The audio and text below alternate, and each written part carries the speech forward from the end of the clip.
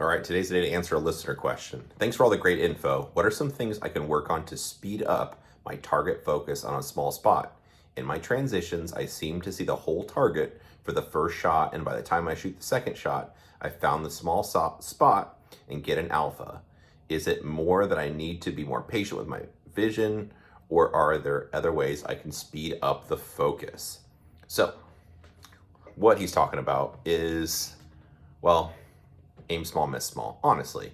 So when you're shooting, if you look at the whole target, the color, the shape, or you just kind of center up your gun inside the outline, you'll end up with hits, oddly enough, somewhere inside the outline or somewhere on the shape of the target. So the more specific you can be with your vision, the smaller you look, the more helpful it will be to you. To prove the idea to you, if you, for people like to shoot USPSA style targets, they're just brown. If you put up a black or white paster or a little bullseye or some little square or aiming reference or like a square with a Sharpie, any of those kind of things, and then you want to shoot a target transition type of drill or a marksmanship drill like doubles or the reactive shooting where you're doing dot press, dot press, dot press for high accountability shooting, or the rapid fire pairs, you will find you'll have a much better result. Also, if you're doing target transitions, so moving from target to target, spot to spot, your eyes go, sights follow, that kind of thing, you'll have a way better result if you have those marks on the target. So the problem is when they go away, and you don't have anything to direct your attention to, the hits kind of go everywhere. So that's at least proof of concept of the kind of aim small, miss small type of thinking, that having those little small reference marks on the targets, those little cheaters, actually do help you drive your bullets to the center, because you're going to hit where you look for better or worse. Like I said, if you look at the big target or the outline, the bullets will just go somewhere inside the shape of the target. If you're really specific with your vision and really pick, for example, a little like discoloration on the target, or you see the letter A, the perforated letter on the target, you could aim for there. Maybe there's a clump of pasters in a spot and you direct your attention towards there. Whatever you choose to look at, the more specific you can be with your vision, the more the bullets are going to just tend to go there. Again, you're going to hit where you look. So his question is, what are some things he can do to speed up his focus on a small spot?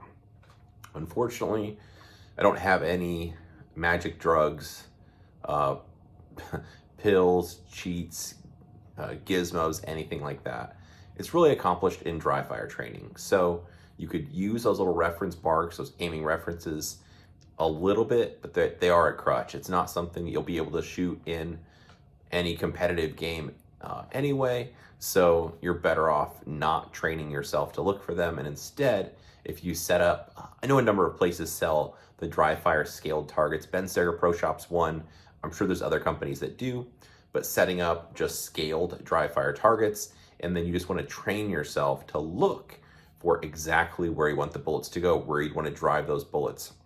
For people not familiar with the USPSA, at least A zone or a USPSA target, if you look at just the top of the head to the body and drew a line right in the middle, that's actually going to be below where the center of the A zone is. It's actually set up a little bit higher over center. So for a training strategy, you could trace that letter A or put those little pasters or a mark or a sticker on your dry fire targets to teach you where to look, or to kind of, that way you understand where you need to be driving your eyes. But in a very short order, within a couple dry fire sessions or a week, you want to take those away.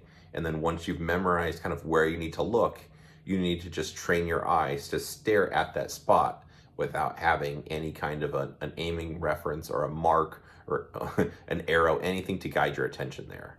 So this just comes from doing the dry fire training, setting up targets in depth, targets close to each other, big targets, small targets, steel targets. The same thing applies to steel. A lot of people just shoot at the outline of steel and not really find the middle. So it's just as important in steel to find the very middle and direct your attention exactly to where you want to drive bullets. Again, the thought being aim small, miss small. If I'm looking at the very center of a steel plate or a cardboard target and my bullet goes just like, dang it, it's just, an inch to left, right, up, down, whatever, that's still going to be a good hit. Instead, if I look at the whole steel plate or the whole target and my bullet's just an inch outside of the steel plate or the steel target, obviously it's not going to be good, or outside the A zone because I wasn't centered up in my vision. So, like I said, the play is just setting up targets in depth. You could do it before you even bring your gun into the equation. Just snap your eyes from spot to spot. I mean, so what it would look like is just stand there, just look, and just picking out the spots without doing anything with your hands, the gun, anything like that. Just look, and then just train your eyes to snap the very middle of it. You want it to be sharp and in focus. And the more you could practice doing that, my friend Juanchi says, like, zoom in with your eyes, which like having it very, very sharp, the smaller the spot you can direct your attention to, the better off you'll be. But that just comes with habit. Then you fast forward, let's say I'm group shooting or just shooting a target, my eyes just laser focus where that perforated letter A would be. Even if I'm far enough away that I can't see it, I just know, kind of based on the target, where that orientation would be, where I'd need to hold to hit the perforation, even if I'm not able to see it with my eyes, which just comes from training. In your training, you create habits. Some habits are good and powerful. Some habits are not so good. So it's important that you try to do the very best you can. Although it's not going to be perfect, sometimes you'll have mistakes. You want to do the very best at picking small spots in the target, waiting for the sight to get there. And then, like I said, once you've done the part with just your eyeballs, just looking between the spots in the target, then you incorporate your gun also. For doing this, I suggest not doing a trigger press at all. So I just look, the sight goes there, look, sight goes there, look, sight goes there. The important part, if you were looking at yourself, like if you video yourself or in a mirror or whatever, or watching someone else, you'd want them to make sure the eyes go first before the sight. So an example, this would be wrong. Or if I look, the gun gets over and then gets close and I bring my eyes back and coast it the rest of the way in, that would be wrong. So instead, I want to just look, have the sight go there, look, have the sight go there. And you're really building the skill of just directing your attention to a spot and then waiting for the sight to get there. Again, to elaborate on picking up the sight on the way across, if I'm looking here, the sight starts to come in, it gets pretty close, then I direct my attention over, then I watch the sight come the rest of the way in. Typically, things won't go well for you either. You'll normally swing past the target, or you might just register brown or white, depending on if it's a cardboard target or steel target behind it, and start shooting, which will result in hits dragging onto the target and maybe misses, a multitude of bad things. So unfortunately, I don't really have a special gimmick or anything like that. This is one of those things, kind of like finding your index, where you draw the pistol and the sight's just aligned and you just stare at the target where you want and the sight shows up right where you're looking. This is kind of that same thing. It's building that hand-eye coordination, that you just look somewhere. Again, the more specific you are with your vision, the better, and the sight's just going to show up where you look. So let's see. So then his point was that by the time he shoots the first shot, the gun recoils and he finds the small spot for the second shot. So the feedback for this would be working on so his question then was being more patient with his vision, or a way to speed up the focus. I think you could speed up the focus by just doing it more, getting more familiar at it. Like your eyes, you'll get better and faster at finding a spot, snapping to it, having it be sharp and in focus. Some of my friends like Juan Cheek are even saying when he's like driving, waiting at a stoplight, or sitting somewhere like this in a hotel room, picking different spots and seeing if you could have it zoom in or sharp. You could do that also if you'd like to, but it's just something that's going to happen over time. So the other part that would be important, I don't know, it's tough to say specifically, but with this person, you could be also looking at the target and then not really waiting for the sight to get there, or not finding your sight. So you kind of look at the big target, the gun goes off. Then after that, you've located the spot, the gun settles down, and you find your sight for the second shot. So there's a number of possibilities, but again, I can't understate the importance of vision, target focus, finding a small spot.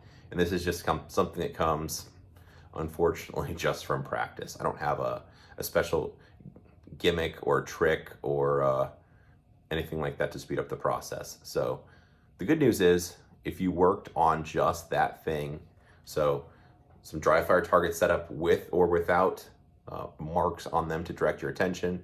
Just moving your eyes first, maybe move your eyes between them for 2 minutes, then do it with the gun for 3 minutes, so 5 minutes total.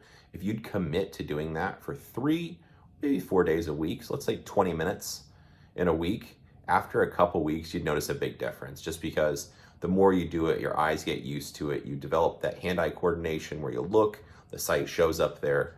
And this is just one of those things. The more you do it, and having your pistol in your hand more regularly just familiarizes you with the gun, and it all kind of comes together just with more practice. So hopefully that's helpful, gives you some things to think about in your training. If you have any follow-up questions or anything I didn't answer you want me to expand on, drop it below in the comments. I do my best to read through the comments, and if I can answer you in a sentence or two, I'll just do that in the comments. If not, something like this that I've got more to say about it, I'll just make a video. So I appreciate you watching.